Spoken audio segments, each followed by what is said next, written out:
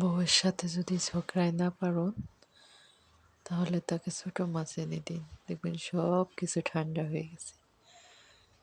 আসসালামু আলাইকুম, welcome to my channel. আশা করি সবাই ভালো আছেন। আপনারা আমরা আল্লাহর অশেষ রহমতে ভালো আছি। এই যে এখানে আমি ডালগুলা রিফিল করে নিচ্ছি, তারপরে চলে যাব দুপুরের রান্নায়। এই যে একটা বাটিতে আমি ডাল ভিজিয়ে নিচ্ছি।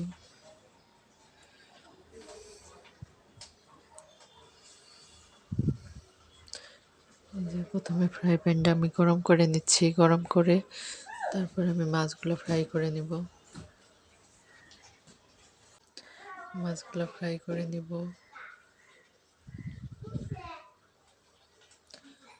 তারপর আমি ফুলকপি আলুগুলো সুন্দর করে একটু হালকা করে ফ্রাই করে নিব।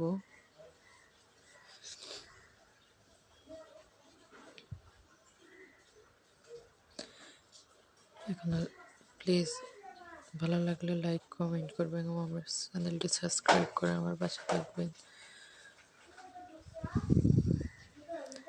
এখন আসি টাইটেল বা থাম্বনেলের কথায়।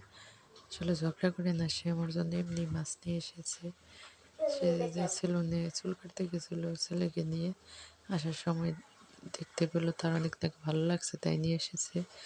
কিন্তু আসলে আমি তো তেমন মাছ কাটতে পারি না, মাছগুলো সব কাটিয়ে আনে বড় মাছ। আর এখন নতুন জায়গায় এসেছে, এখানে আমার কেটে দেওয়ার মতো তেমন কেউ নাই।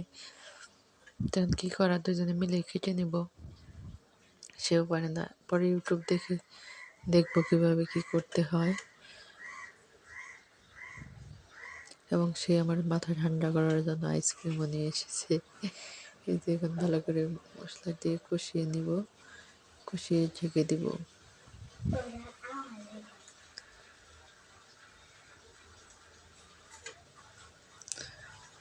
মশলাটা ভালোভাবে কষিয়ে যত কষিয়ে নেবে তত ওই তরকারির স্বাদ বেড়ে যায়। এই যে সে কাঙ্ক্ষিত জিনিস, তখন বাজে দুপুর 1টা, তখন সে নিয়ে এসেছে।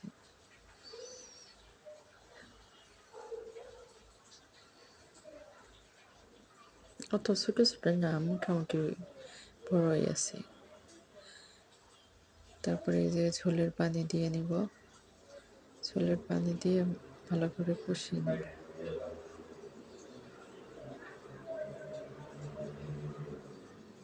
তারপর হয়ে এলে মাছ দিয়ে দেবো। আসলে পরে আর ভিডিও করা হয়নি, ওইভাবেই। এই যে তারপরে আইসক্রিম খেয়ে নিলাম ঠান্ডার ভিতরে। এই যে আমার মাছ রান্না শেষ। দুজন মানুষ কম পরিমাণে অল্পই রান্না করেছি। তারপর লাউ দিয়ে মসুরের চাল দিয়ে ভুনার মতো করবো। এই যে খোসাগুলো ভাপ দিয়ে নিচ্ছি। এই যে চাল মশলা কষিয়ে তারপরে পানি দিয়ে ভুনা করে নিব। তেল ভেসে উঠলে তারপরে চাল আর খোসা দিয়ে দিব। এই যে মাখা মাখা হয়ে আসলে নামিয়ে নিব। আর আমি পুঁটি মাছ ভেজে নেব। মাছের লেজ ভর্তা করতেছিলাম, কিন্তু সেটা আর করা হয় না।